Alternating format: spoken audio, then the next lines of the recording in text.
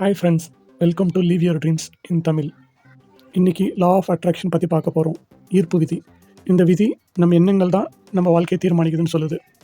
ஆனால் உங்களுடைய எண்ணங்களை தீர்மானிக்கிறது உங்களுடைய உணர்வுகள்.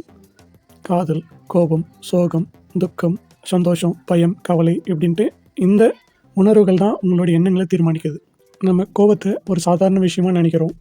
ஆனால் சாதாரண விஷயம் கிடையாது. கோபத்தால் இழப்புகள் தான் அதிகம். அதனால் எந்த ஒரு உபயோகமும் இல்லை. கோபம் இன்னொருத்தருடைய தப்புக்கு நம்மளே தண்டிச்சுக்கிறதுன்னு புத்தர் சொல்கிறார். அதனால் கோபத்தை கட்டுப்படுத்தக்கூடிய எளிய வழிமுறைகளை பற்றி இப்போ பார்க்கலாம். கோபமாக இருக்கும்போது யோசித்து பேசுங்க. அவங்க என்ன சொல்ல வராங்கன்னு பொறுமையாக கேளுங்க. உங்களுடைய சந்தர்ப்பம், சூழ்நிலையும் அவங்களுக்கு புரிகிற மாதிரி விளக்கமாக சொல்லுங்கள். உங்களுக்கு ஸ்ட்ரெஸ்ஸாக இருந்தால் வாக்கிங், ஜாகிங், சின்ன சின்ன எக்ஸசைஸ் பண்ணலாம். நேச்சரை கொஞ்சம் ரசிங்க. இல்லை நேச்சர் கேள்வி விட்டுருங்க. இந்த ஃப்ரெஷ்ஷான ஏர் உங்களை தொடர ஃபீல் பண்ணுங்கள். உங்களுடைய மைண்டை டைவர்ட் பண்ணுங்கள். பிடிச்ச சாங்ஸ் கேளுங்க. விளையாடணும்னு தோணுச்சுன்னா விளையாடுங்க. ஃப்ரெண்ட்ஸ் கூட சேட் பண்ணுறாங்க, சேட் பண்ணலாம்.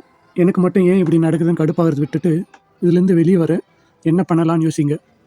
ஒரு சிலர் தெரியாமல் செய்கிற இல்லை தாண்ட ஆணவத்தில் செய்கிற விஷயத்தை உங்கள் சந்தோஷத்துக்காக நீங்கள் மன்னிச்சு விட்டுருங்க. மூச்சு பயிற்சி, தியானம் இதையெல்லாம் நீங்கள் தினமும் ப்ராக்டிஸ் பண்ணலாம். ஒரு காலை பொழுதை இனிமையாக நீங்கள் ஸ்டார்ட் பண்ணி நீங்கள் மாலை நேரத்தில் அது இனிமையாக முடித்தா அது உங்கள் வாழ்க்கையை மாற்றும் அப்படின்னு ஈர்ப்பு விதி சொல்லுது. ஏன்னா உங்களோட உணர்வுகள் தான் உங்கள் வாழ்க்கையை தீர்மானிக்குது.